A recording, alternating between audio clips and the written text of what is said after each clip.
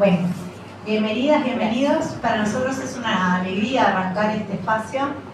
La idea es como que este sea el primero de muchos y poder brindarnos como un espacio para pensar más profundo, ¿no? Nos pasa que sentimos que el espacio de pienso últimamente viene entrando en 1 minuto y medio de TikTok y eso banaliza como el pienso y eso también como empobrece nuestra capacidad también como de crear. Ahora vamos a ver en función de este libro, de crear como otros mundos posibles, ¿no? Entonces creemos mucho en la construcción de saber colectivo y este es un espacio que queremos iniciar para eso. Entonces, primero que nada, le voy a pasar el micrófono a Sebastián, que es como dueño de casa, que es nuestro anfitrión. Ahí va, no me salía esa palabra. Y te paso el micro y así no. Sí, claro. Bueno, buenas noches. Me pido que haga un saludo, me dijo por ahí. Primero que nada, muchas gracias por venir y muchas gracias a Mate Amargo por tenernos en cuenta en el proceso. Me parece que José Ernesto, que lo podemos leer hoy actualmente, yo lo leo por lo menos en la actualidad RT y en algunos otros medios, es un intelectual que sería más destacado si fuese de otro lugar, y para nosotros es muy importante poder darle voz y colaborar mínimamente desde Ediciones del Boletín en replicar lo que es el pensamiento y la producción intelectual en el siglo XXI de alguien joven que está produciendo y que desde nuestro humilde punto de vista tiene una gran pertinencia en la actualidad y que va a ir tomando más dimensión a medida que pasa el tiempo la producción intelectual que está llevando adelante. Nosotros desde el primer momento, el artículo científico que se difunde en este libro y los artículos periodísticos que están, ya los conocíamos en algunos casos. Creemos que sería importante que en Uruguay se tome un poco más lo que es la reflexión del pensamiento crítico desde Marx y las comunas, que plantea José Ernesto, y sobre todo alentar un poco más el debate sobre lo que está reflexionando, porque no quiero molestar mucho, pero tiene la pertinencia de ver qué pasó en el siglo XXI de Venezuela, de pensarse desde Cuba, y creo que tiene una actualidad que en Uruguay y también en Argentina y Brasil sería interesante que puedan llevarse a las experiencias que hay, pero que a veces falta el pensamiento del pensamiento crítico que reflexione sobre las experiencias que hay. Entonces, los invito a leerlo si no lo leyeron, pero sobre todo a seguir debatiendo desde el pensamiento crítico que es lo que plantea José Ernesto en definitiva. Así que bueno, muchas gracias Gabriela y Pocho por acercarnos.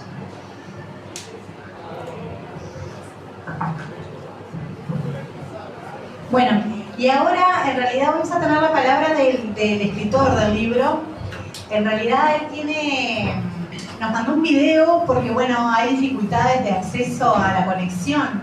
Está en Cuba y cuesta a veces que la conexión sea en el momento, digamos. Entonces por las dudas lo tenemos en un video.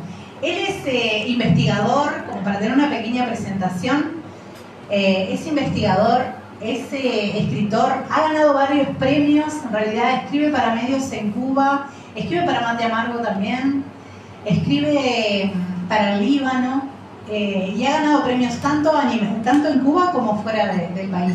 Yo me estoy olvidando de algo que además me lo recordaron antes de empezar, y igual me lo olvidé, así que voy ahora. Esta actividad, además de que bueno, que es una alegría y que lo estamos haciendo nosotros y que le pusimos las ganas, también está auspiciada, digamos, o está amparada por la Red H, la red de intelectuales y artistas por la humanidad, y por Libertadoras, que es el grupo de mujeres en realidad de ese colectivo acá en Uruguay. Bueno, ahora sí cumplí con lo que me había olvidado y vamos a escuchar a José Ernesto que lo tenemos allí. Una cosita una cosita previa a lo que ella decía. Lamentablemente José Ernesto no puede estar en directo, ya lo intentamos, por acción de bloqueo. Pero esta es una forma también de romper ese bloqueo que lleva más de 60 años contra el pueblo cubano. Y aquí está José Ernesto de una u otra manera. Hola, mi nombre es José Ernesto Novoa, soy escritor y periodista cubano, autor del libro Marx y las comunas, que tengo la suerte de estar presentando. La hermana Gabriela Custelli me había pedido mandar unas palabras y el tema de conectividad es muy fluctuante. Quizás no pueda estar en tiempo real participando en la presentación, desgraciadamente. Entonces quería compartir algunas ideas generales muy breves. Este libro es resultado de dos elementos fundamentales en mi experiencia vital y en mi desarrollo personal. Uno fue haber estado en Venezuela, haber tenido contacto con la experiencia vital venezolana, con todo lo que se está construyendo en Venezuela y con todas las posibilidades que abren lo comunal. Pero además ver cómo el ser parte de estas experiencias impacta, transforma no solo las comunidades, sino los individuos, su percepción de la realidad, su percepción del país, su percepción incluso de sus relaciones con el sistema en el cual está inserto. Y lo segundo es el resultado de la necesidad percibida de hace años por parte de amplios sectores de izquierda de pensar horizontes postcapitalistas efectivos y dejar de reaccionar todo el tiempo a las agendas y las propuestas teóricas e intelectuales de la derecha. Es un poco lo que está condensado en la famosa frase de Frederick Jameson, de que es más fácil pensar el fin del mundo que el fin del capitalismo. Bueno, necesitamos efectivamente pensar el fin del capitalismo, necesitamos efectivamente pensar en un horizonte postcapitalista funcional que está claro que no puede repetir los mismos errores que se cometieron en los proyectos socialistas, de los cuales debe aprender lo que hay que aprender de esas experiencias y descartar todo lo que se deba descartar para no cometer los mismos errores. Y cuando uno se pone a buscar, a leer en la vida y la obra de Marx, se da cuenta que esto también es una preocupación de Marx. O sea, para Marx no bastaba solo como momento de la crítica del capitalismo, sino también es importante pensar sobre qué horizontes, sobre qué sendas se debía trazar esa necesaria búsqueda postcapitalista.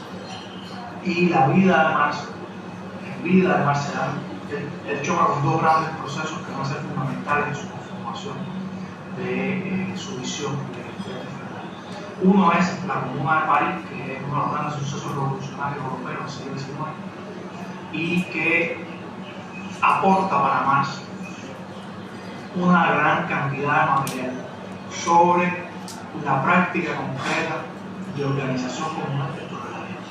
O sea, sobre cómo la comuna como forma de organización política del proletariado podía efectivamente aportar horizontes, acciones y un proyecto viable de transformación.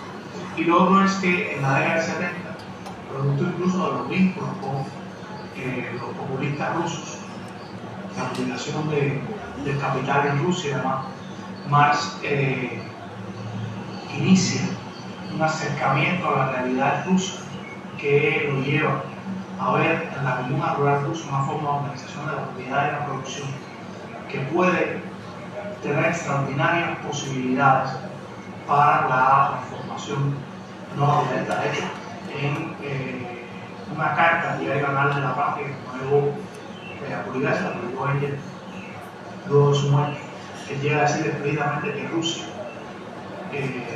a través de la comuna rural, pudiera llegar directamente al socialismo sin pasar por las orcas caudinas del desarrollo capitalista. Entonces hay un Marx que está todo el tiempo buscando en la realidad elementos que permitan pensar ese horizonte postcapitalista efectivo. Y un poco eso es lo que hace este libro, ¿no? Lidiar con la obra de ese último Marx, ponerlo a dialogar con la tradición del pensamiento marxista posterior con prácticas políticas posterior y en un segundo momento con una práctica poscapitalista actual, la práctica comunera venezolana, dándole voz no solo a los que hoy hacen las comunas, sino a los que han tenido que ver con diferentes procesos de decisión para ir avanzando en la construcción de ese Estado comunal por el cual apostó el comandante Hugo Chávez. Es un libro construido buscando ser un libro de fácil lectura, que no sea uno de estos manuscritos especialmente recargados de citas, notas, que pueden ser muy útiles para demostrar la erudición de su autor, pero que resultan a veces excesivos para el lector.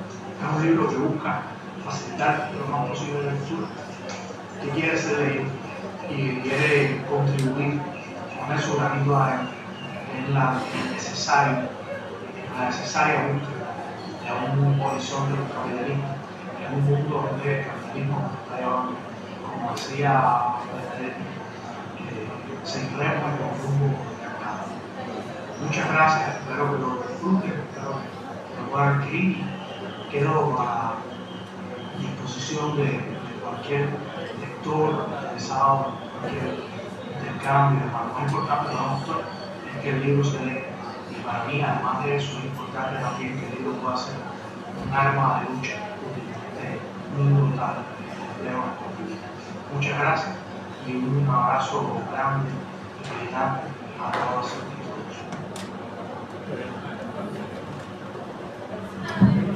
Bueno, y la idea ahora es compartir el pensamiento, la lectura, en realidad los aportes de Gabriela y de Héctor.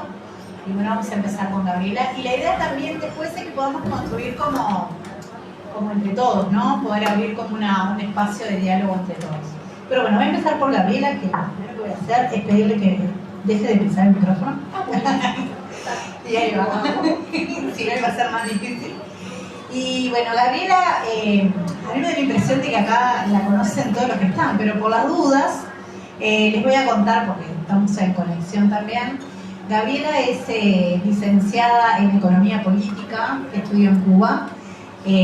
También es magíster en Historia de la Economía, Historia Económica, acá en Modelar, ¿verdad? Y es la coordinadora de la Red H aquí en Uruguay. También coordinadora movilizadora de estos grupos, como hablábamos recién, Libertadoras y otros. Como un semillero, ir generando semillas por todos lados de personas para que se vayan juntando y generando cosas. Y bueno, te paso la palabra y ¿qué más quieras? ¿Y otras cosas que quieras contar de vos? Claro. Está bien. Gracias por la presentación. Y esas cosas me dan un poquito de vergüenza. ¿Cómo surge esta idea? En realidad, estrictamente no sé de quién de nosotros surgió. Creo que surgió de Mate Amargo en general, ¿no? No importa de quién. Y incluido José Ernesto, tampoco sé no recuerdo si surgió de él, de mí o de Carlos Pereira das Neves, el otro director aquí presente, o conversando con los compañeros de la editorial y la librería, con Sebastián, que estuvo recién aquí. Pero de este equipo de algunos surgió y lo llevamos entre todos, eso es lo importante. Lo hicieron posible, sí, José Ernesto con su libro y la editorial del Berretín con sus aportes. ¿Qué ganamos desde Mate Amargo? ¿Y cuál es la idea desde Mate Amargo? Bueno, lo que están refiriendo un poco todos. Discutir ideas, no cerradas, no acabadas, abiertas. Ahora y desde hace muchos años, como muestra este libro. Pero ir dibujando y ligando esas ideas como cambios posibles en el mundo, en el país, incluso en el país, porque este país tiene mucha experiencia en colectivización, tanto de formas de producción, ya sea producción de viviendas, me viene a la cabeza Fupman, que luego continúan o no continúan. Por lo general los cooperativistas critican eso, que al cabo de los años como que son absorbidas por el sistema y no continúan como el primer espíritu colectivo, comunal de los arranques en producción, también producción de vivienda. Pero igual son semillas, igual son cosas que empiezan a pasar. Lo mismo con otras cooperativas o empresas recuperadas que de una u otra tienen muy larga historia en Uruguay. No empezó con nosotros, empezó hace mucho tiempo. No son comunas propiamente dichas, porque hasta un punto el sistema les permite la democratización, hasta el punto interno de ellas mismas, pero de ahí para afuera no. Y ese es un punto importantísimo en la comuna, en el sistema de comunas. La democracia directa, a diferencia de la democracia representativa.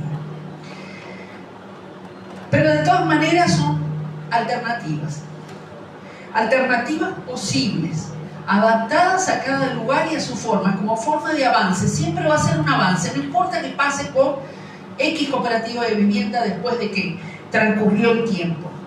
Pero fue posible, se hizo, duró varios años y se va construyendo. En otros lados, obviamente, la posibilidad es mucho mayor. Basta conocer algunos ejemplos. El libro los trae, en Mate Amargo lo publicamos previamente, de la comuna venezolana. Ir allí, verla, como fuimos con la compañera, por ejemplo, que uno termina realmente enamorado de esas experiencias. Quisimos entonces apuntar a este libro en búsqueda de ese mundo posible, no solo mejor, sino posible. Y discutir modelos nuevos, diferentes, modelos sí, pero sí y sí socialistas, que no sean posiblemente no sean de construcción de un día para otro, que sean procesos, que sean semillas que se siembran incluso dentro del propio modelo capitalista, tal vez, y por eso duran poco, no estamos poniendo el ejemplo nuestro. Pero semillas o no semillas, es siempre pensando en un modelo alternativo a la sociedad capitalista de hoy. Parece medio de, aunque sea esto de largo plazo, ¿no? Pero irlo construyendo hoy, y con las posibilidades que tengamos hoy, sin la menor demora. Parece medio de locos estar hablando de estas cosas cuando a nadie le importan aparentemente. El mundo, la semana pasada estuvo a punto de una tercera guerra mundial. El genocidio en la zona de Palestina está a la orden del día. O sea, continúa dándose, viene de muy atrás. Las guerras mediáticas contra Cuba, contra Venezuela, son harto conocidas, y nosotros venimos a hablar de las comunas, o de una forma alternativa, cuando alternativas no nos muestra mucho, o al menos al corto plazo, estos avances hegemónicos, pensando en el concepto de hegemonía de Gramsci, que parece que nos están ahogando. Pero el hecho de tener algunos añitos, no solo la historia nos permite saber que hay periodos, que son ciclos, y que esto pasa, y que vienen otros momentos. Y seguimos discutiendo porque seguimos creyendo. No somos soñadores, como se dice, no, somos realistas, porque nos basamos en la historia, y este libro se basa en la historia. Atilio Borón, me voy a tomar el atrevimiento de leerle 3 compañeros que escribieron sobre este libro. Atilio Borón, Carlos Facio, un gran periodista que también colabora con nosotros desde México, uruguayo él, y Daniel Olesca. Atilio, el economista uruguayo. Atilio Borón nos dice, y Atilio es el que pudimos publicar en la contratapa del libro. Este libro aborda una temática que desafortunadamente ha sido poco frecuentada por el marxismo latinoamericano, preocupado casi exclusivamente por la muy importante, sin duda, cuestión del Estado. Esto pese a las enseñanzas derivadas de la Comuna de París, en donde tanto Marx como Engels identificaron en esa organización del poder popular como la forma que debía asumir la dictadura del proletariado una vez establecida la sociedad comunista. Y es precisamente por eso que el comandante Hugo Chávez no deja de exclamar comuna o nada, como la consigna que debía guiar las políticas de la revolución bolivariana en Venezuela. Es más, ante una requisitoria de su firma elevada por sus ministros, Chávez no deja de preguntar: ¿dónde está la comuna en esta resolución? De ahí la gran importancia de la obra de Novaes, de la cual cabe destacar la rigurosidad con la cual este autor encaró el tratamiento de esta compleja temática, lo que sin duda hará que este libro se convierta en un eficaz instrumento educativo para la militancia revolucionaria de nuestra América. Y nos dice Carlos Facio: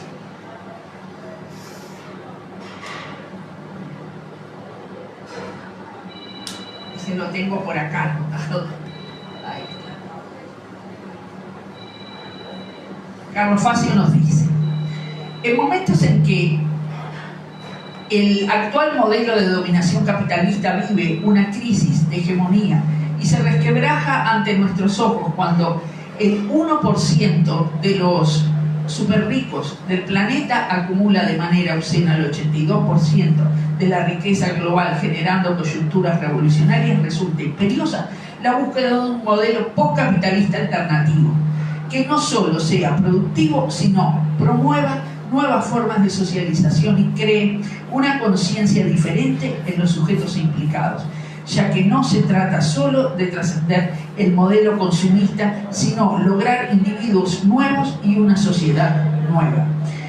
Con esa premisa, el joven intelectual cubano José Ernesto Novaes Guerrero se sumerge en el estudio de la obra y el pensamiento de los últimos 12 años de vida de Carlos Marx, marcados por una evolución de su perspectiva teórica sobre el Estado y las formas comunales de propiedad de la tierra. Y continúa más adelante: con base en estas claves que se pueden extraer para la lucha simbólica y práctica del presente y en contra de la dictadura del pensamiento único neoliberal y su sentido común capitalista, pero también de un marxismo monopólico, osificado e incapaz de dar respuestas, el autor nos invita a ser herejes, y para ello dice: se tiene la bendición de Marx. Y continúa luego, o en otro momento nos dice Olesker, Daniel Olesker, sobre el libro Marx y las comunas de José Ernesto Novaes. Nos dice que es un libro de lectura importante para quienes seguimos con el sueño de la justicia social y creemos en el socialismo comunitario.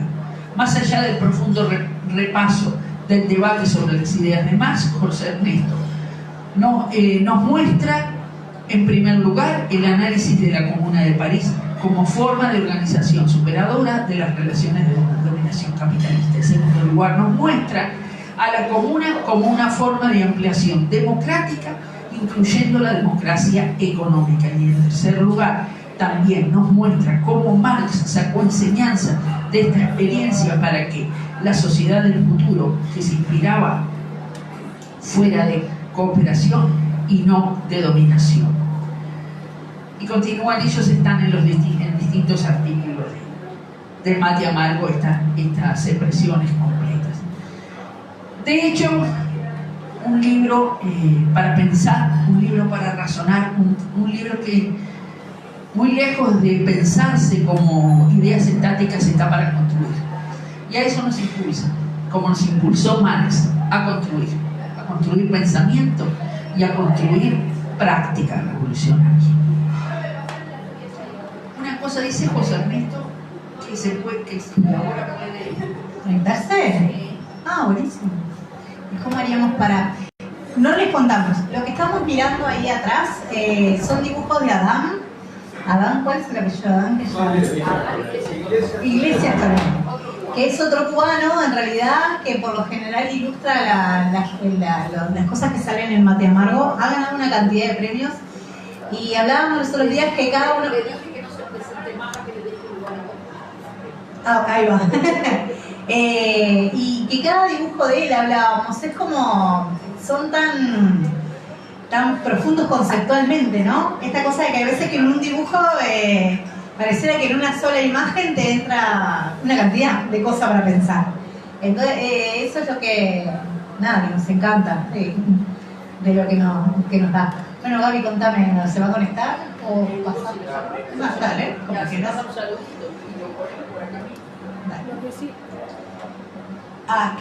Voy a intentar bajar un poquito el volumen con la mano que me queda, porque está como...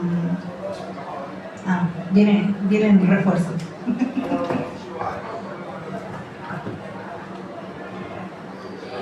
Hablando un poco de Adán, como que baila en la casa del trompo. No, hay un dicho que dice que baila en la casa del trompo. ¿Por qué Cuba? Creo yo que junto con Argentina y México es de los países más reconocidos en dibujo gráfico en la América Latina. A ver, acá está José Ernesto. Hola. Sí, vamos a ver si te podemos hacer escuchar por todos. A ver, habla ahí. Un abrazo grande a todas y todos. Bien. ¿Se me escucha? Sí, dale, estamos venciendo el bloqueo. Bueno, agradecer mucho la oportunidad de esta presentación y de estar aquí con todas y todos ustedes. Es un honor inmenso. Y es un honor inmenso además poder hacerlo en medio de las difíciles condiciones en las que está mi país, que de verdad nos están llevando a circunstancias extremas, persiguiendo todas las importaciones de combustible, persiguiendo todas las fuentes de ingresos. Es terrible. Yo muy agradecido de la oportunidad de publicar el libro con ediciones de Perretín, por el trabajo que se hizo, por la gestión de Gabriela, que es una hermana de militancia extraordinaria. Y solo apuntar dos cosas. Primero, que necesitamos más que nunca en este momento en el que estamos pensar en horizontes postcapitalistas efectivos. No basta con decir que el capitalismo no funciona, hace falta construir horizontes que de verdad sean viables. Y este libro un poco sigue la impronta de un Marx que ya vimos cuando muchas veces pensamos que se acaba de alguna manera la vida de un intelectual. Estaba todavía buscando con la experiencia de la Comuna de París, con la experiencia de la Comuna Rural Rusa, alternativas para concluir ese horizonte postcapitalista que necesitamos, porque mal entendía que no basta con la crítica al capitalismo, hay que pensar también en cuáles son las alternativas para superar el sistema. Y en segundo lugar, la necesidad de revalorizar las experiencias comunales que se han dado en la práctica política de numerosas sociedades a lo largo del siglo XX, y en particular de la experiencia comunal venezolana, que es extraordinaria, donde hay hombres y mujeres extraordinarios estando una transformación sin precedentes para su país, transformando la conciencia de comunidades muy enajenadas por el neoliberalismo, porque además el neoliberalismo en Venezuela fue profundamente agresivo. Y están estos hombres y mujeres dando esa batalla, y la experiencia práctica de dialogar con ellos, de dialogar con las personas que han investigado, con las personas que han sido parte política de la construcción del horizonte comunal, genera experiencias y vivencias extraordinarias que es valioso rescatar de alguna manera, y de manera de dialogar con la propia búsqueda de Marx. Y eso es lo que pretende este libro, que además no es un libro que aspira a ser una compilación erudita de citas y biografías, sino que es un texto militante, fácil de leer, que no agobie al lector y que lo ponga en contacto primero con el pensamiento de Marx y segundo con la práctica revolucionaria de hoy la Venezuela comunal, que es extraordinaria y que invito a todos y todos a estudiar, a buscar, porque además ha sido muy invisibilizada por la gran prensa hegemónica. Por lo demás, muy agradecido a Mate, muy agradecido a Uruguay, muy agradecido a Ediciones del PRD. Y de verdad que quedo a la orden de todo lo que pueda contribuir. No sé si se me oyó por lo que dije. Perfectamente. Se oyó perfectamente. Sí. Y que, nada, de verdad quedo completamente a la orden, como decía el Che Guevara, hasta la victoria siempre, compañeras y compañeros. Muchas gracias por asistir y muchas gracias por esta oportunidad de dejarme hablar, aunque sea unos minuticos en la presentación. Muchas gracias. Está por acá el embajador de tu país y la primera secretaria, ¿no? Sí, de la embajada. Así que, bueno.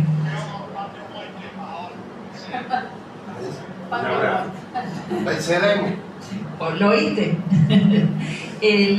Te dejo aquí conectado, si quieres, bueno, si después no podés te desconectás.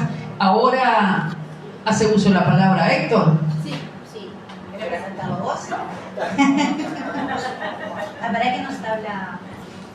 ¿Qué decías? Lo escucho mientras la conexión me acompaña. Buenísimo. Vení que voy a... Bueno, entonces me toca a mí presentar a Héctor, así... Ahí va. Sí, porque igual que vos me parece que es un viejo conocido de todos los que están por acá. Héctor es economista, es escritor también, fue diputado y senador por el MPP, del Frente Amplio aquí en Uruguay, es director de Economía Política. ¿Sí? Todavía vive. Y bueno, no sé si querés contar algo más, te dejo que vos sigas presentándote y si no, bueno, te escuchamos lo que venías pensando. Sí, el colaborador de Mate Amargo. Sí, claro. Hola a todas y todos, muy buenas noches. Sí, colaboramos con Mate Amargo y bueno, obviamente desde ese punto de vista y también junto con la red en defensa de la humanidad hemos colaborado en todo este proyecto. Para José Ernesto, en primer lugar, de mi parte un agradecimiento, es decir, que no se encuentra fácilmente, por recuperar a Marx para el debate y la reflexión. Nada menos que el hombre que construyó el método y la teoría para forjar alternativas al capitalismo, que de eso estamos hablando, ¿sí? Y allí es donde encontramos los mejores argumentos y las mejores hipótesis para hacerlo. La verdad, todo lo demás creo que es statu quo. Se puede avanzar un poco, pero si no reflejamos sus ideas principales en lo que nosotros nos hemos definido hace tanto tiempo, el tema del socialismo. Y este libro recorre algo fundamental que es de la teoría a la práctica, es la economía política en sí. ¿Sí? Entonces, tenemos la teoría de la cuestión de las comunas en todo el pensamiento de Marx, pero va hacia la práctica, hacia un momento particular de nuestro continente que está allí en Venezuela desarrollándose en el plano de las comunas, que es un experimento fundamental para que Venezuela vaya saliendo de la crisis a la que estuvo sometida fundamentalmente desde la muerte de Chávez, cuando el imperialismo arreció en su bloqueo, arreció en su agresividad contra todo el proceso venezolano. Entonces, desde allí se está construyendo soberanía, fundamentalmente soberanía alimentaria, y lo experimentamos nosotros. En varias ocasiones, en las cuales, en cada ocasión que estamos allá, vemos cómo han avanzado.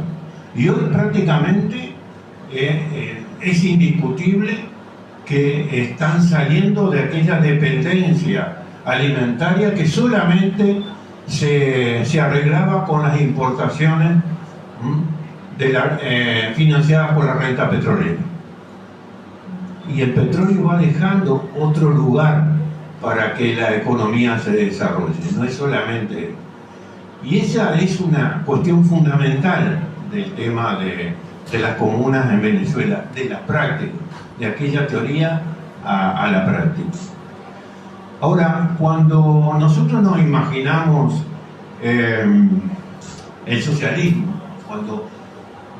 cuando lo definimos hacia dónde vamos, en primer lugar y fundamental es la ausencia de explotación. ¿Qué es esto? La ausencia, en primer lugar, de la generación de plusvalía, de la generación de un valor que le es expropiado al trabajador. Ese es uno de los elementos. El otro elemento, en el cual Marx, a partir de ese, también llegó al mismo concepto, es el de la alienación. Y es que, aún con falta de explotación, se le puede pagar una remuneración al trabajador, pero muchas veces el pago de eso lleva implícito otra cosa. La renuncia a definir qué va a suceder, qué se va a hacer con el valor de lo que produjo. ¿Sí? Y eso no en todos los casos ha sido totalmente, totalmente solucionado. Y muchas veces hemos visto cómo la primera parte puede estar ausente, pero la segunda está presente. Y muchos autores, cuando se criticaba el proceso de la Unión Soviética, hicieron énfasis en esta cuestión. La comuna, ¿por qué mencionamos esto? Porque la comuna tiene y puede tener la capacidad de abordar ambos planos de la explotación. Uno, porque el ingreso queda en ese marco, ¿sí? Y el ingreso es apropiado en toda su dimensión por los trabajadores y por toda la sociedad esa de la sociedad comunal. Pero el otro, porque esa sociedad comunal se organiza para definir qué es lo que sucede con lo que produjo, a dónde va, lo ahorra, lo consume, lo comparte, lo dona, ¿sí? Es un elemento para combatir el bloqueo, etc. Son elementos, entonces las dos cuestiones, los dos planos están en este tema de la comuna, que me parece fundamental, ¿no? Y fíjense ustedes, acá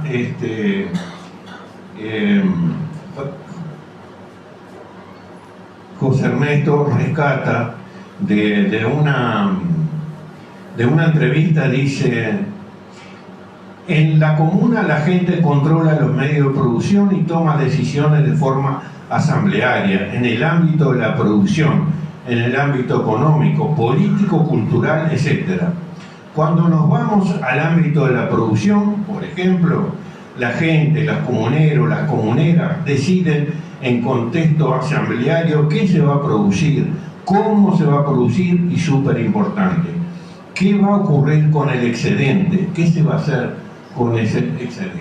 Una cosa que siempre hemos discutido muchísimas veces, desde Paul Suisse para adelante, cuando yo era estudiante, el tema pero a nivel macro del excedente. Aquí lo estamos discutiendo a nivel mismo de donde se está produciendo. Entonces, este tema de las comunas tiene una potencialidad, por eso digo, enorme, ¿no?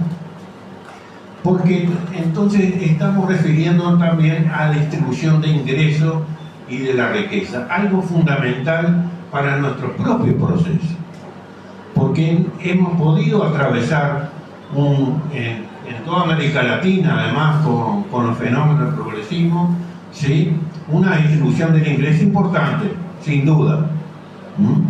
Y fue aquella primera ola que la produjo.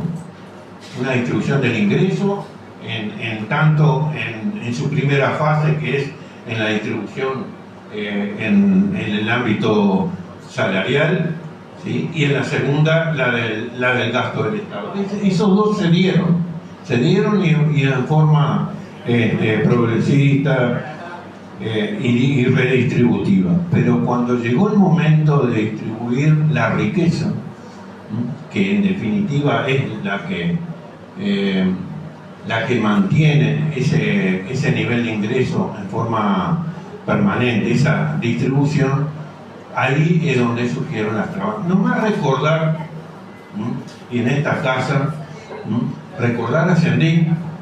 Sendí, cuando fue con los cañeros, en primer lugar fue organizarlos para defender sus ingresos, para defender sus condiciones de trabajo, y luego progresó hacia el tema de la riqueza. Y los cañeros fueron y dijeron: queremos la tierra improductiva para no ser nosotros más dependientes de estas relaciones de explotación. Y allí fue que recibieron los cañeros, que recibió Sendic a cambio solamente violencia. La violencia al fin de cada una de las marchas que hicieron los cañeros desde el norte hasta Montevideo, ¿sí? Entonces, y la riqueza siguió intocada. Fíjense en ustedes, se lo digo yo, que he peleado tanto por el impuesto a las herencias, y ahí está, incólume, ¿sí? Es decir, ahí tenemos un punto para avanzar, ¿sí? Y tenemos que tomar estos ejemplos, tomar este ejemplo en el cual las dos cosas están marchan en forma compatible, ¿sí? Pero además van generando una cuestión que obviamente está dentro de toda nuestra historia militante, que es la cuestión del poder popular. Y allí también se va a formar, porque cuando decimos hay medio de producción, hay ingresos, pero además capacidad decisoria, es una generación de poder popular muy importante, que no está fuera de las contradicciones propias de cualquier proceso. Y ellos mismos lo dicen. Hay que leerlo en el libro, la sinceridad con la que declaran cada uno de los comuneros que fueron que hablaron allí para el autor, ¿sí? Y allí dicen: bueno, sí, pero a veces cuando salimos nosotros precisamos del Estado, porque aquí hay hay tres ejes actuando. Uno, el de las comunas, ¿sí? Y el Estado está presente en las actividades estratégicas. Y hay otro eje, que es el sector privado, digamos, ¿no? Porque las comunas están en lo privado, pero colectivo, ¿sí?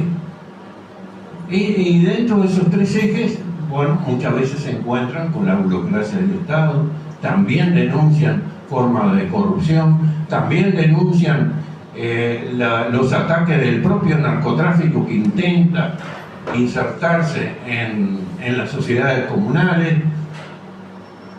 Todas esas, les pregunta José Ernesto, ¿y la conciencia cómo va? Ese es otro elemento en el cual hay que trabajar continuamente. No es una cosa de que distribuí, nos arreglamos y se arregló.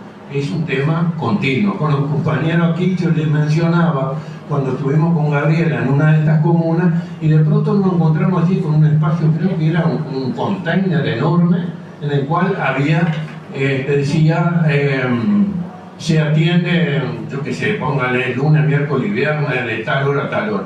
Dijimos: debe ser algo de la salud. Era para conflictos, para atender los conflictos entre los propios comuneros, ¿sí?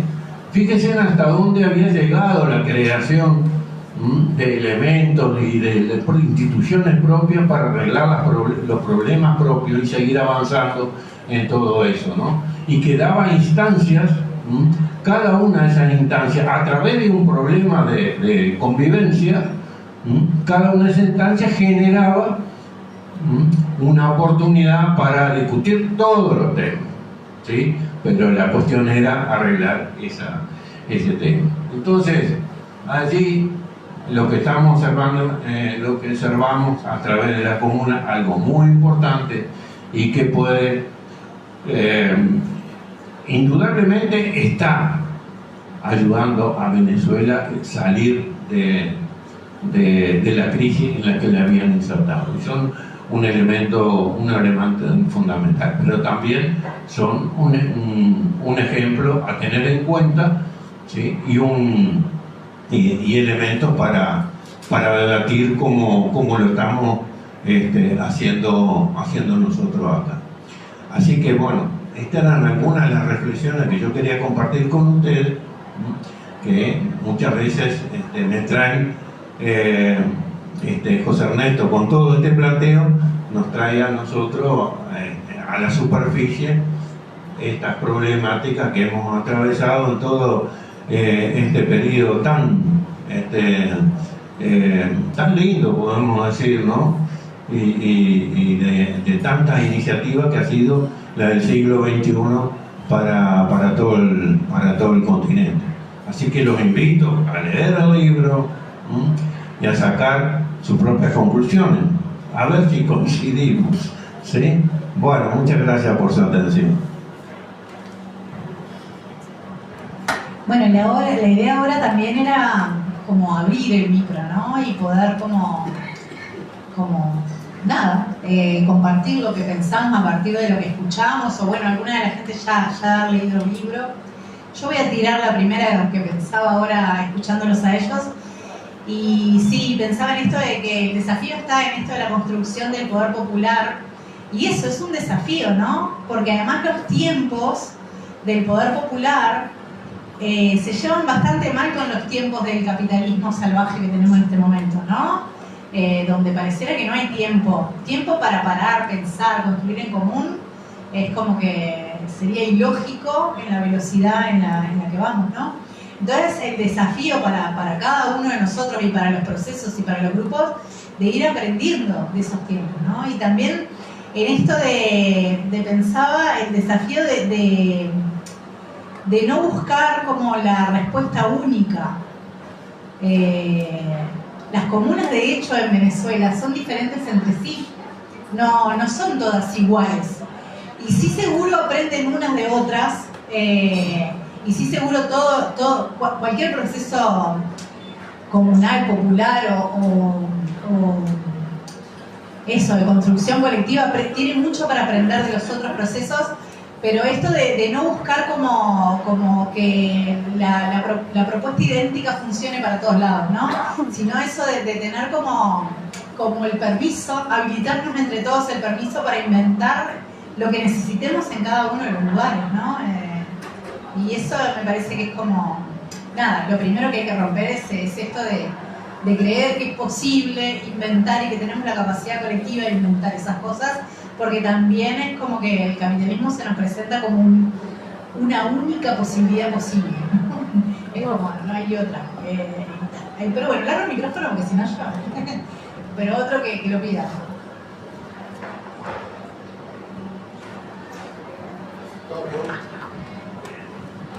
Yo no me voy a robar mucho tiempo. Primero porque no leí el libro. Y por lo tanto, no es correcto opinar de algo que no... Me parece que debe ser un material, que hice rapidito, en un mundo sobre todo tan desideologizado, porque estamos asistiendo, sobre todo gracias a esto que nos permitió comunicar con el autor, pero también nos permite alejarnos, si se quiere, de la realidad. La experiencia de Cuba, yo creo que es una experiencia única en América Latina, a 90 millas de Estados Unidos, un país que además no ha pasado ningún otro país o proceso revolucionario ha tenido las experiencias que hemos tenido nosotros en la región. Venezuela es diferente en cuanto a la forma en que se da ese proceso. Le voy a decir algo y tal vez lo que voy a hacer es un poco una digresión, pero a lo mejor es justo. Hay un discurso de Fidel que yo no he podido encontrar nuevamente. Cuando Fidel dice en el año 75 que la revolución en América Latina la va a impulsar Venezuela.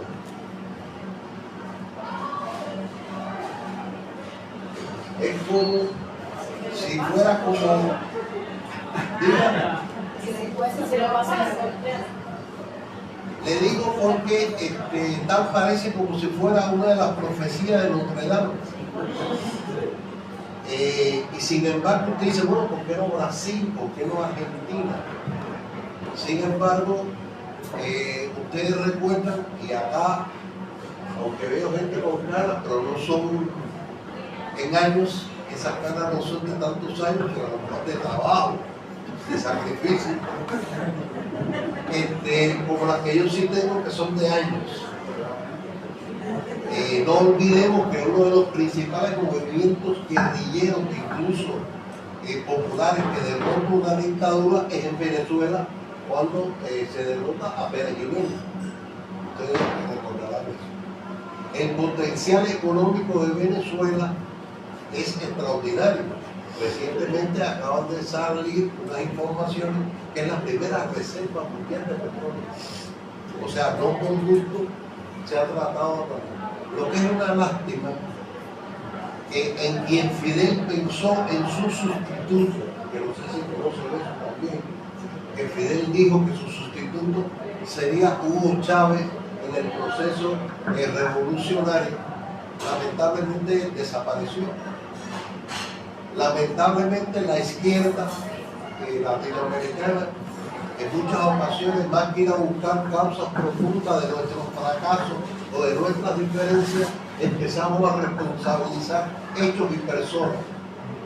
Y realmente Venezuela, como le pasó a Cuba en los primeros años del triunfo de la revolución, a diferencia, porque a Cuba la aislaron los gobiernos, no las fuerzas revolucionarias. Esa es una diferencia importante de Cuba y Venezuela. Lamentablemente Venezuela ha sido también aislada por sectores llamados de izquierda, que no necesariamente están a la izquierda de la derecha, que es ser de izquierda, porque simplemente es algo de lo que ha padecido la revolución bolivariana. Ellos desarrollaron este sistema de comunidades que yo conozco poco, que en definitiva es lo que nosotros hemos hecho en Cuba con el poder popular, y sobre todo hay un elemento que muchas veces se distorsiona y que incluso se dice para justificar las diferencias con Cuba y nuestro gobierno, que nosotros cogimos la dictadura del proletariado. Sería bueno que se hiciera un debate de lo que realmente significa la dictadura del proletariado. O sea, porque es como comparar a Francia en la época del Paraguay como el gran dictador y quererlo comparar con las dictaduras que atravesaron los países de América Latina, porque sufrió la propia Cuba, que son parte de todas estas distorsiones que se han hecho. Por lo tanto, yo pienso que este libro de este joven autor cubano es muy oportuno, realmente, y sobre todo sin tratar de establecer ningún tipo de diferencia generacional que pudiera llegar a la juventud, porque recuerden que ese es el relevo. O sea, todos nosotros, ustedes, de una forma u otra, emprendieron luchas, ustedes continúan en una lucha acá, que es muy importante. Yo no sé si ustedes han evaluado que el único frente de izquierda que pese a perder un proceso electoral ha logrado sobrevivir pese a la heterogeneidad que lo componen son ustedes, el Frente Amplio. No busquen a otro, pero le voy a decir otro ejemplo de Uruguay. Es en el único lugar de América del Sur donde el Partido Comunista crece. O sea, en momentos en que en toda la región ha habido un decrecimiento de los partidos comunistas, aquellos partidos que tuvimos en Colombia, en Chile, en la propia Argentina, Uruguay. Sin embargo, ustedes han logrado preservar y lograr que lo fundamental es tratar de preservar ese momento. Yo no sé si ustedes están claros de lo que se les avecina. Recientemente hubo en Paraguay un evento de Vox. Estos ultraderechistas de eso. Si ustedes leen los documentos, es una guerra a todo lo que significa cambio social, comunidad, progresismo, etc. Pero cuando tú analizas el escenario electoral de este año y del año próximo, ustedes quedarán aislados. O sea, ustedes van a ser un bombillito. Un bombillito. Porque lamentablemente no sabemos qué rumbo va a tomar Bolivia, que pudiera ser lo que le quede. Y Venezuela le queda bastante distante. Ese es una realidad. De Centroamérica ni hablemos. Ahí queda aislado en Nicaragua con sus características muy propias de ese proceso que nosotros respetamos.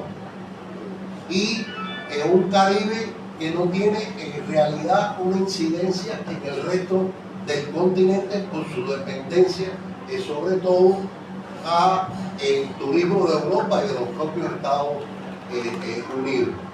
Realmente creo que se nos vienen tiempos difíciles, por lo tanto creo que un material como este y estas reflexiones que logran hacer ustedes es importante. Yo creo que no es perder el tiempo en discurso político, sino es realmente necesitamos alimentarnos y profundizar ante el reto que vamos a tener, porque cada día nos va a costar más trabajo justificar por qué derrotar el capitalismo, o como dijo alguien, por qué pensar en el fin del mundo y no en el fin del capitalismo, que yo creo que eso es un elemento importante. No le pongo aquí. Muchas gracias. Otra que se anime, otra que se anime. Capaz que puede ser hasta sin el micrófono, que el micrófono a veces te asusta.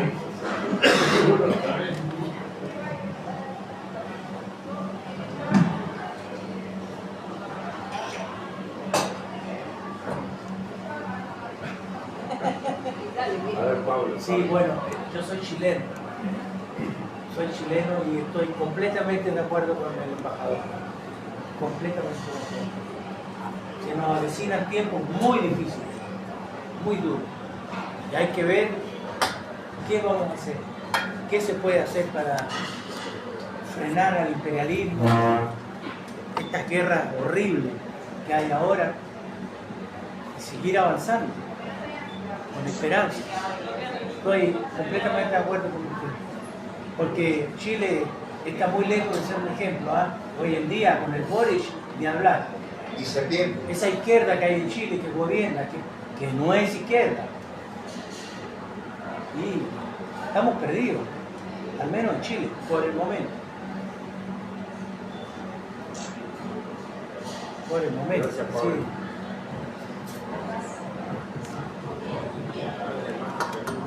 Yo pensaba, comparto también, en el desafío de cuando uno está en procesos como puede ser una comuna o procesos como vos traías cooperativas.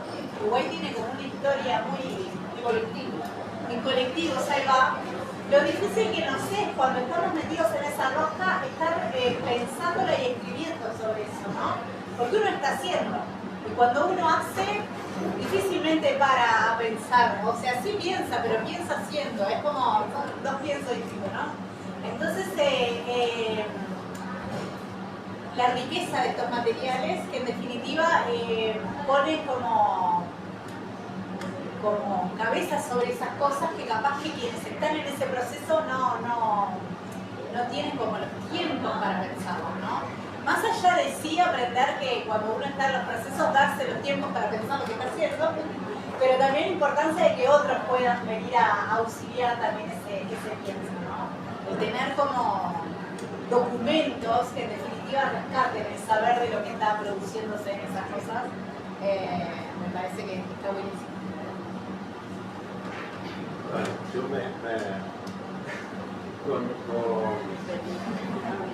sí, por supuesto. Sí, al principio decía Claudia que este era el puntapié, aprovechando la presentación del libro, era el puntapié de unas discusiones que nosotros queríamos empezar a tener. Como en algún momento existieron en Uruguay, existieron en todo el continente, cuando discutíamos sobre futuros posibles. Yo no era ni nacido, pero en algún lado lo leí, me lo comentaron. Y las dificultades que tenemos hoy, por suerte tenemos los faros con sus distintas particularidades en Cuba, en Venezuela, en Nicaragua. Tenemos algunos faros que alumbran un poquito menos, pero también no deben ser dejados de lado, que son los gobiernos progresistas en los distintos países, que se logran mantener, que logran introducir determinados cambios económicos sobre todo. Pero el proceso más importante, más determinante en el sistema, en la realidad hoy, es el que habilita el hecho de esa frase que decía José Ernesto, de que no seamos capaces, que seamos capaces de imaginarnos el fin del mundo y no el fin del capitalismo. Porque aparte de todos los fenómenos y de la reproducción de este sistema, yo pienso, el 1% de la población mundial concentra el 82% de la riqueza. ¿Por qué no arde todo? Porque hay un aparato simbólico de este sistema que opera, simbólico en algunos lados, en otros lados directamente con bombas. Pero en nuestros países, que hace rato que no suenan bombas, el aparato simbólico es tan grande que no nos hace siquiera ser capaces de imaginar que otra realidad es posible. Ni a los que viven sometidos a los míseros sueldos que puedan llegar a cobrar, y no tener acceso a la vivienda, y no tener oportunidades laborales, y no tener más horizonte que llegar a fin de mes como pueden. Es una carga simbólica inmensa, y que nosotros, mediante estas conversaciones, mediante otros temas que también vamos a ir tirando sobre la mesa, queremos empezar a discutir la posibilidad, porque esto puede ser también el germen de una conciencia que después se pueda expresar de otra manera. Pero lo primero es que alguien esté hablando de estas cosas.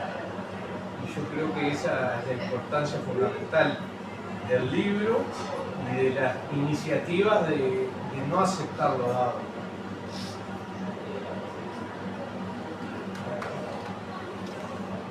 No, yo había quedado un poco motivado por digamos, esa perspectiva, que es cierto, es una perspectiva complicada, ¿sí?, en el futuro inmediato, en el cual, decía el embajador, y Uruguay puede quedar ahí ladito. Pero no es por el tema nuestro, sino por el tema de todos los procesos que van y vienen, en el cual hay una cosa que no hemos construido con la debida fortaleza, y es la integración. Y las instituciones que de esa integración, las instituciones que deberían llevarla adelante. Y en algún momento lo hemos escrito, en el cual esas instituciones, si bien han tenido su papel importante, porque como dijo mismo el Pepe, cuando la UNASUR, cuánto tiempo nos llevó juntarnos sin Estados Unidos, hacía esas reflexiones en su discurso ahí. Pero no hemos logrado potenciarnos entre nosotros mismos. Es decir, esos canales de integración que en alguna medida el ALBA TCC ha intentado y lo ha mostrado como elementos fundamentales de que si no interactuamos entre nosotros y no transversalizamos toda esa potencialidad que tiene el continente, entonces esa capacidad de negociación de la cual se habla, no solamente porque estemos juntos, sino porque mostremos que podemos ser mucho más fuertes de lo que realmente somos. Y la verdad es que, bueno, a través de muchas cosas que nos decía Carlos Goncho, las divisiones están a la orden del día. Y no tanto las divisiones, sino la falta de unidad. Yo diría más bien, no hemos logrado que, más allá de las diferencias, es decir, la unidad en la diversidad, como decimos en el Frente Amplio, que esa unidad en la diversidad se manifieste en el continente. Eso sería, yo creo, una cosa importantísima. Porque, bueno, si hablamos de democracia, lo que hay que hablar es de participación, que es lo fundamental. Y si algo hablamos en este libro, justamente fue de eso. En fin. Hay algo importante que la izquierda a nivel continental no ha sabido asimilar. Y es que divide y vencerás. Quiero decirle que estamos asistiendo a uno de los momentos más peligrosos de la humanidad. De pronto, Israel ha ido estructurando el plan imperial, o sea, con el apoyo de Estados Unidos, lograron por los errores, por las razones que fueran, eliminar a Siria.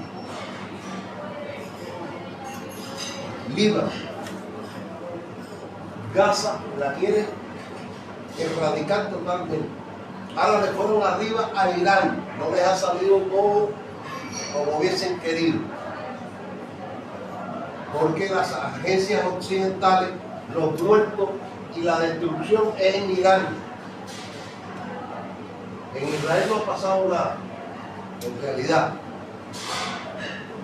Lo cual denota que de pronto Estados Unidos, con un presidente extremadamente peligroso, que dijo actuaré en 15 días y a los 3 días tomó otra decisión. Y lamentablemente ni Rusia ni China pueden adoptar medidas capaces de detener. Yo pienso que harán futuro. O sea, no hemos pensado en eso. Cuando se den cuenta que el bloqueo y que el sufrimiento al pueblo de Cuba no logra derrocar la revolución, ¿qué es lo que van a hacer? ¿Y dónde está esa solidaridad o esa respuesta? Hemos salido a la calle a defender Palestina. Era para que yo me recuerdo cuando la guerra de Vietnam, hay un elemento que tal vez los jóvenes no conozcan, pero en gran medida aquella gigantesca manifestación en Estados Unidos, más de 1 millón de personas, movió los cimientos del imperio. Tal es así que ustedes han visto la reacción ante las protestas en las universidades cuando empezó lo de Palestina, como le fueron con todo a esto. Entonces, yo creo que es un momento de una reflexión. Dimos un paso importantísimo, como usted bien dijo, y como se refirió usted mencionando a Mujica, que fue lograr la CELAC. un sueño de Chávez y Fidel que se logró materializar por primera vez una estructura nuestra sin la presencia de Estados Unidos y Canadá. Y sin embargo, lamentablemente, con las altas y bajas en los procesos revolucionarios, por nuestros errores, por nuestras carencias, pero no hemos logrado estabilizar el continente y realmente, sin ser pesimistas, porque nosotros estamos acostumbrados a navegar en la soledad, estuvimos en casi 30 años aislados, no teníamos relaciones con ningún gobierno, hasta que apareció Obama, que fue el último. A mí me tocó restablecer las relaciones con el país 34 de América Latina, que era Costa Rica,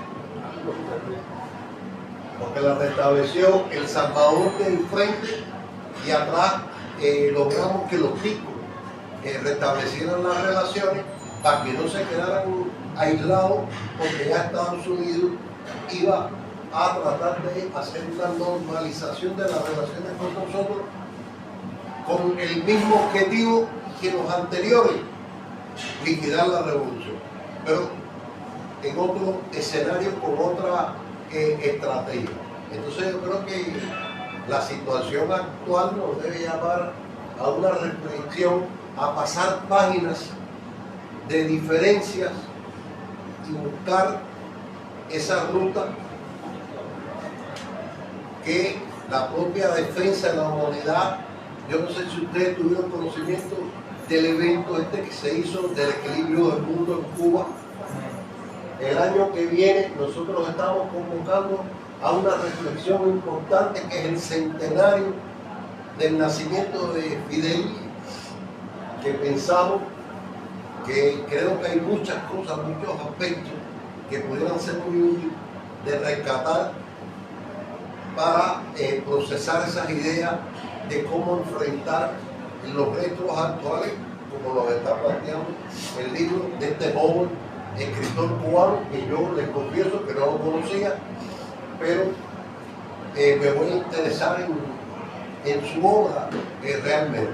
Les agradezco mucho la invitación que nos hacen, la posibilidad de expresarnos, que también nuestras ideas, y desearle éxito aquí al mate, que porque no sé por qué le pusieron la mano. Desde 1973 yo sé.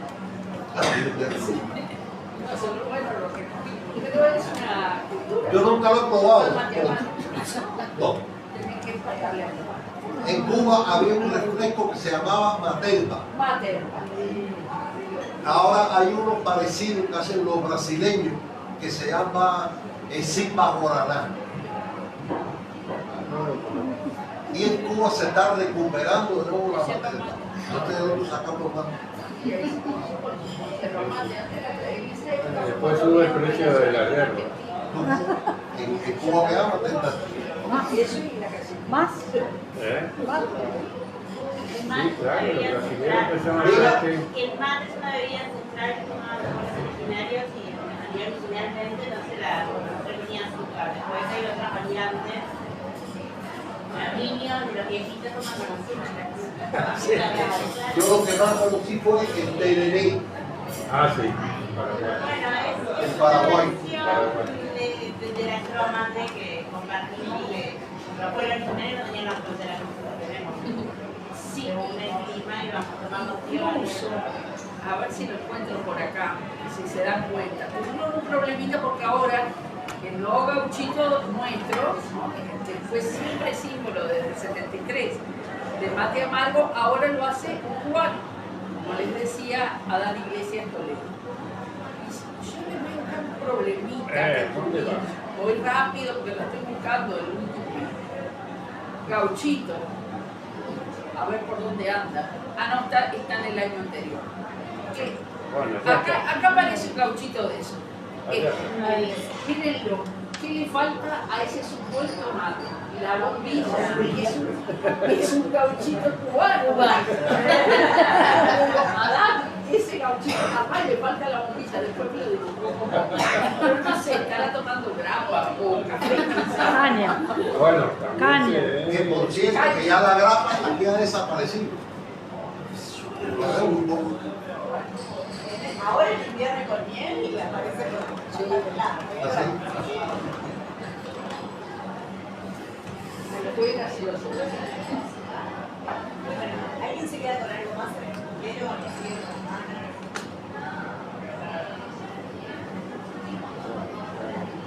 Bueno, buenísimo. Yo me quedo con esa sensación de ganas de seguir charlando. Sí. También con esa sensación de que esto seguramente pueda ir creciendo y animándonos de a poco, ¿no? Porque también en esto de ir perdiendo profundidad o ir perdiendo capacidad ideológica, también vamos perdiendo permiso. Vamos perdiendo permiso a compartir lo que pensamos. Es como que uno tiene que ser un erudito de todas las ideas que uno tiene que padecer, tienen que estar probadas. Y la idea de esto no es eso. La idea de esto es como equivocarnos todas las veces que haya que equivocarse y que nos podamos decir entre nosotros, yo no estoy de acuerdo, o lo que sea, para construir, ¿no? Pero bueno, para eso hay que... Cuando está aprobada también. ¿Qué trabajo nos cuesta en una discusión? Y eso es uno de los problemas que hemos tenido la izquierda. Yo le hablo un poquito, porque yo durante casi 50 años estuve muy vinculado en mi época joven al movimiento juvenil y estudiantil cubano y latinoamericano. Yo fui vicepresidente de la Unión Internacional de Estudiantes. Hicimos mucha solidaridad por Uruguay, por la FEU de Uruguay, en la época que el presidente de la FEU era el Pato Landinelli. Y el representante en Praga era Benjamín Liberó. Benjamín Liberó. Estaba con nosotros en Praga el ñato, el senador. Andrés murió, se cubrió el ñato. Era representante del partido en la revista internacional que la dejaba en Praga. Era otro escenista. Que el ñato Huidobro no puede ser, estaba No, el ñato no, del partido. Claro, del partido, el que fue senador. ¿De bien?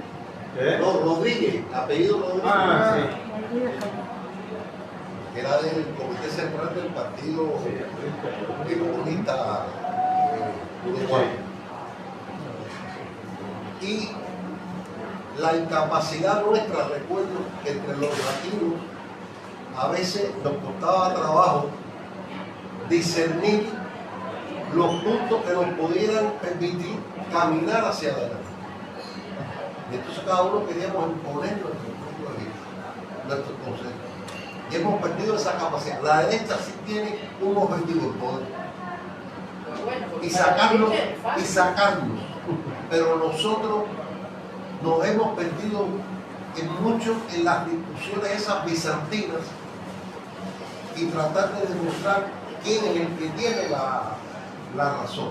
Y creo que ningún proceso, por eso mucha gente ha querido comparar con la Revolución Cubana, que si tenemos un partido único, si no lo tenemos, si somos la dictadura del proletariado, ¿qué es lo que somos? Y lo que hay es que saber la historia y las razones por las que un país decide y en qué condiciones enfrentar la transformación de su sociedad, con los aciertos y desaciertos.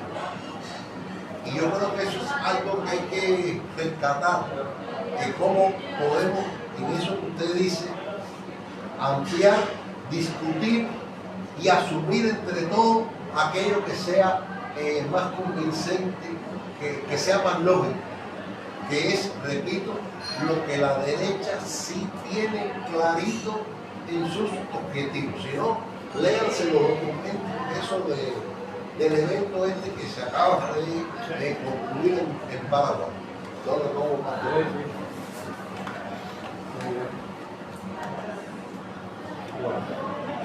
Gracias. Bueno.